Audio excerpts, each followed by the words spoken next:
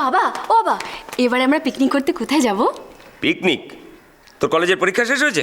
উফ, আরে কলেজের পরীক্ষা তো কবে শেষ হয়ে গেছে, বলো না কোথায় যাব পিকনিক করতে? নাও কাকু চা চা। বড় বৌদি, পিকনিক করতে যাচ্ছি তো। পিকনিক? হ্যাঁ হ্যাঁ, গেলেই তো হয়, চল না। শোনো না, মনে আছে সেই মাইথনের কথা? কি মজা হয়েছিল না? এই আমার কিন্তু ঝাড়গ্রামের জঙ্গলটা বেশ ভালো লেগেছিল রে। এই না, চা না চা না চা না। এক সেকেন্ড কি? এখানে একটা বক্তব্য আছে আমার। যদি আমরা ওভারনাইট স্টে করি তাহলে আমরা যাব দলমা, কারণ ওখানে হাতি আছে। ভালো ভালো ভালো ভালো।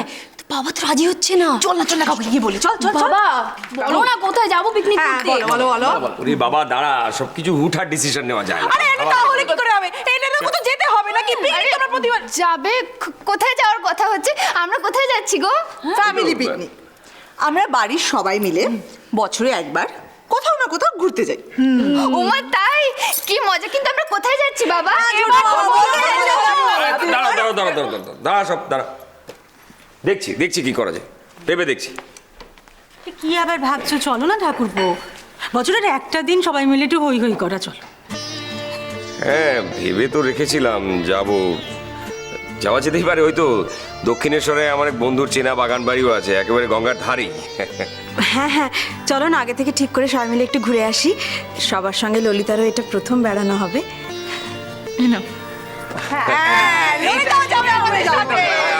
আস্তে আস্তে।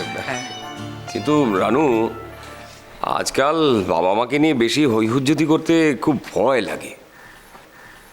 আচ্ছা ঠিক আছে, সেরকম হলে আমি আর রাজা দুজনে মিলে মা বাবার কাছে থেকে গেলাম। না না, গেলে সবাই যাব, না হলে কেউ যাব না। সবাই মিলে মানে ঈশান ইমন এখনো ফিরলো না, আর ইমনটা নতুন চাকরি, ছুটি ছাটা পায় কি না পায় আগে কথা টথা বলিয়া। দোলন, হ্যাঁ তোকে ফোন করেছিল ইমন? এত দেরি হচ্ছে কেন? ছেলেটার এত তো দেরি হয় না আসতে। হয়ে গেল। হ্যাঁ গো, তোমার ইমনকে অফিসে খুব খাটাচ্ছে তো? বৌদি এই কথাটা যদি ইমন শোনে না, কাল থেকে কাজকর্ম ছেড়ে দিয়ে বাড়িতে বসে থাকে। আরে বাবা, তোমরা আগে পিকনিকের কথা আলোচনা করো না। ছোটদা দেখবে ঠিক মাংসের গন্ধে গন্ধে বাড়ি চলে আসবে। এই যে একজন চলে এসেছেন। এই তো ঈশান চলে এসেছে। এইবার তো বলো কোথায় পিকনিকটা হবে? ওকে পিকনিক অন, কিন্তু একটা কন্ডিশন আছে। কি? এবারে আমরা কোথায় যাব সেটা ডিসাইড করবে আমাদের বাড়ির নতুন সদস্য ললিতা। বলো ললিতা, কোথায় যাওয়া যায়? আরে ওকে ডিসাইড করতে দে না। হ্যাঁ, চললি কোথায় একটা পিকনিক নিয়ে কি হই হই হচ্ছে দেখ।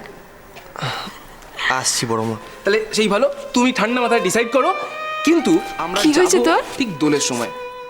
চা খাবি না? মনি ভীষণ মাথা ধরেছে আমার, চাটা আমার ঘরে পাঠিয়ে দেবে? আচ্ছা দিচ্ছি, তুই যা। আরে ওকে আবার সে এক জিনিস। আমি ভেবে বলবো। ভেবে ঠিক আছে।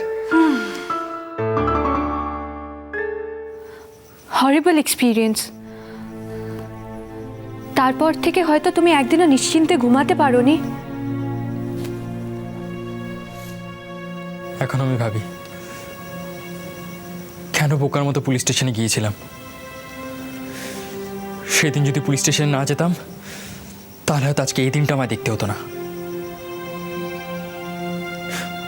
বাড়ি ঘর ছেড়ে এইভাবে পালিয়ে বেরোতে হতো না।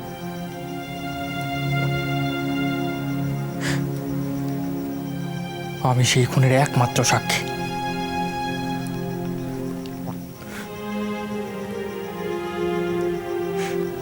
তুই জানো লাবণ্য, ত্যাগী ভাইকে আমি নিজের হাতে খুন করতে দেখেছি। আর ত্যাগী ভাইয়ের এগেনস্টে কেসটা যতদিন না পর্যন্ত কোর্টে উঠছে আমাকে পুলিশ প্রোটেকশনের মধ্যেই থাকতে হবে, এইভাবে জীবন কাটাতে হবে। আমি জানি না লাবণ্য আর কতদিন আমাকে এইভাবে থাকতে হবে। কোনো অন্যায় না করেও আমি ক্রিমিনাল হয়ে আছি। নিজের নাম ঠিকানা সব ভুলে আছি।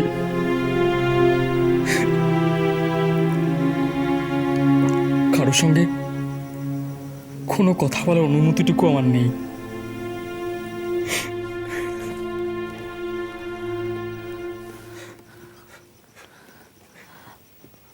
সরি রাজ, তোমাকে আমি ভুল বুঝেছিলাম। এইভাবে ভেঙে পড়ো না, দেখবে একদিন সব ঠিক হয়ে যাবে, তুমি আবার ফ্রি হয়ে যাবে। সব ঠিক হয়ে যাবে। ততদিনে আমার দিদির বিয়েটাও হয়ে যাবে। আমার ভাইপো ও স্কুলে ভর্তি হয়ে যাবে। পেলে আমার বাড়ি পোষা কুকুর। তুমি জানো লাবণ্য, ও আমাকে ছাড়া রাত্রে একদম শুতে পারতো না।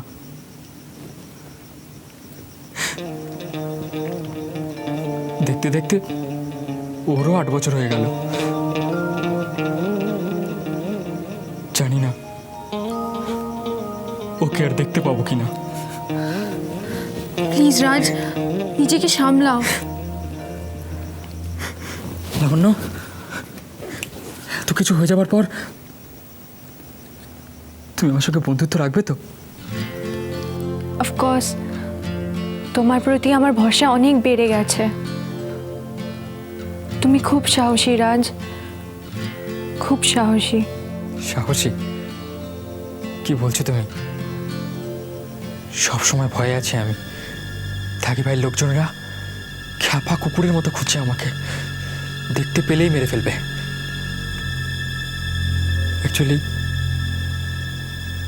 আমি বাঁচতে চাই লাবণ্য, ভালোভাবে বাঁচতে চাই। জাস্টিসের খাতিরে I don't want to die.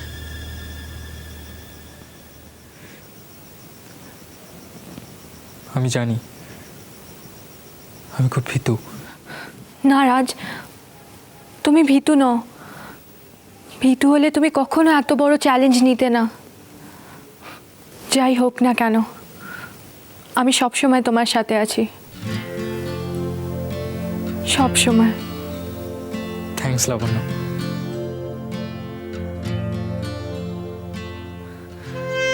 একটা কথা বলি,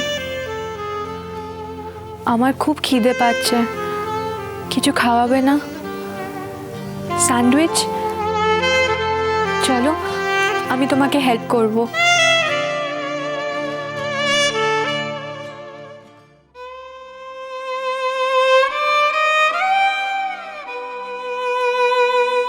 গরম গরম চা।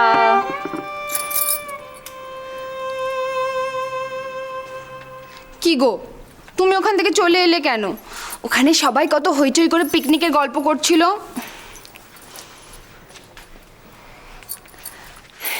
এই ঈশান, জানো বাবা বলেছেন আমরা পিকনিকে কোথায় যাব সেটা আমিই ডিসাইড করব।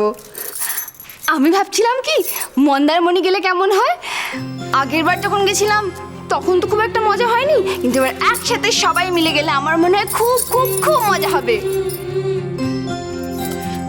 এই ঈশান, বলো না, মজা হবে না? কবে পিকনিক? দোলের সময়। দোলের সময়? হ্যাঁ। কিন্তু অতদিন তুমি এখানে থাকবে? ও মা, থাকবো না তো যাবো কোথায়? ললিতা, বড় মা এখন সুস্থ হয়ে গেছে, আর 2-1 দিন, তারপর তোমার চলে যাবার কথা।